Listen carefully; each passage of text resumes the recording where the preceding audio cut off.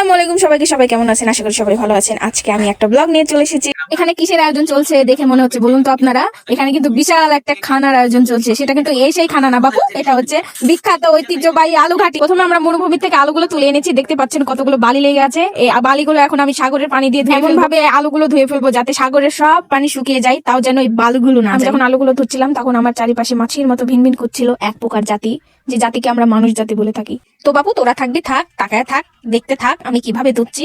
ধুয়ে টুয়ে এত বড় কড়া। তোমাদেরকে তো একটা কথা বলতে ভুলেই গেছি, এই কড়াতে কিন্তু 5 মণ আলু আছে।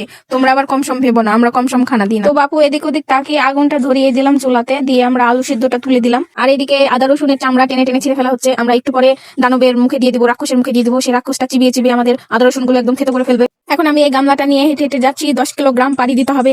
তারপরে আমি সেই দানবটার কাছে গিয়ে পৌঁছাবো। হাঁটতে আমার এমন অবস্থা হয়েছে যে আমার পা দুটো খুলে মাথায় উঠবে, এরকম একটা জেদ তুলে ধরেছে। তারপর আমরা সেই দানবের বাসায় এসে পৌঁছে অনেক দূর হাঁটাহাঁটির পরে এই তো চলে এসেছি। এখন আমি টুকটুক টুকটুক গেট খুলেন, কেউ আছেন? গেট খুলে আমার ডাকে সাড়া না পেয়ে আমি দৌড় দিয়ে একটা মাইক নিয়ে আসলাম। মাইক নিয়ে তারপরে ডাকলাম। গেট খুলে দেখি দানবের মালিক চাইনার বার্ড গাছ খাচ্ছে, আমি একটা বসিয়ে দিই। এই সেই দানব, যে দানব সবকিছু খেয়ে ফেলে, খেয়ে যে বমিটা করে দেয়, সেটাই আমরা নিয়ে আসি। আমরা হেঁটে হেঁটে বাসায় যাচ্ছি। তারপরে আমার ডান পাশে আছে টাকার জেলখানা, সেখানে টাকা থাকে না, শুধু টাকা গোনার মেশিন থাকে। তারপর আমি হেঁটে হেঁটে যাচ্ছিলাম, যেতে যেতে মাঝখানে পথ ভুল করে আমি অন্য রাস্তায় চলে গেছি। ওমা, আমার মাথার মধ্যে আসলো আমি এই মশলা নিয়ে গেলে মরুভূমির আলু দিয়ে আলু ঘাটি হবে। আমি আস্তে আস্তে অতটাও দেরি হয়নি যতটা আমি ভেবেছিলাম, ভয় করেছিলাম। তারপর আমাকে একটা বালতি ধরিয়ে দেওয়া হলো, ধরিয়ে দিয়ে অর্ডার দিল যে আমাকে যেন 4 বালতি চাল আনতে হয়। আমি খুব সুন্দর মতো 4 বালতি চাল মেপে নিয়ে আস্তে আস্তে চলে গেলাম সেখানে। সবার চালগুলো আমি খুব সুন্দর মতো বড় একটা পাতিলে মেপে নিচ্ছি।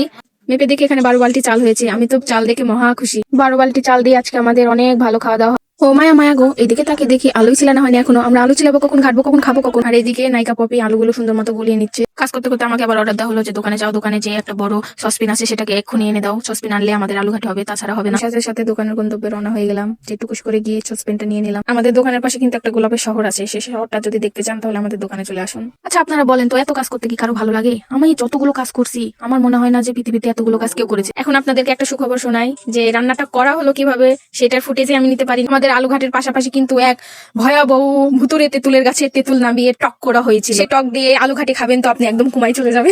তো অনেক ঝড়ঝাপটা সামলানোর পরে এখন আমরা খেতে বসবো। আমাদের আলু ঘাটি খাওয়া দেখে কারো ইচ্ছা হলে কিন্তু আমার দোষ নাই। গাইস, আমার ভিডিও দেখে কেউ কোনো খারাপ মন্তব্য করবেন না। আমার চ্যানেলটাকে অবশ্যই একটা সাবস্ক্রাইব করবেন, আর ভিডিওতে অবশ্যই একটা লাইক দিবেন।